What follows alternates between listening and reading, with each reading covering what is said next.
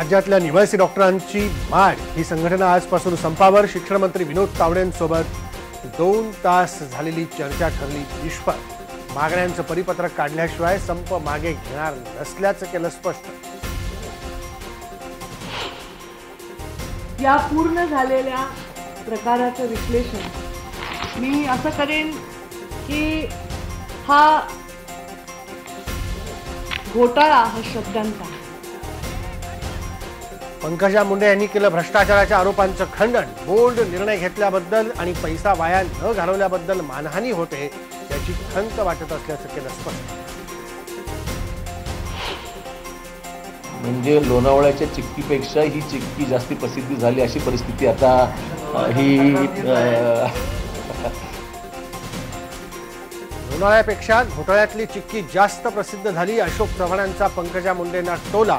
तर अधिवेशनात हा मुद्दा उपस्थित करणार असल्याचं राधाकृष्ण विखे पाटलांनी केलं जाहीर.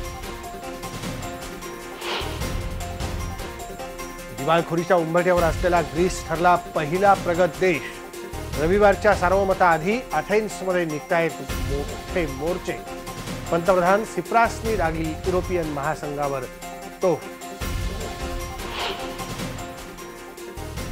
ब्रिटनमधल्या फूड स्टँडर्ड एजन्सीची भारतात तयार झालेल्या मॅगीला क्लीन चिट.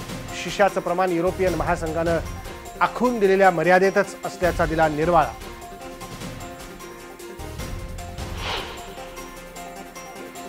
दार्जिलिंग जिल्ह्यामध्ये मुसळधार पावसानं दरड कोसळून 38 जणांचा मृत्यू. जलपुरू जिल्ह्यातल्या 8 गावांवर परिणाम. किरण रिजिजू देणार आज घटनास्थळाला भेट.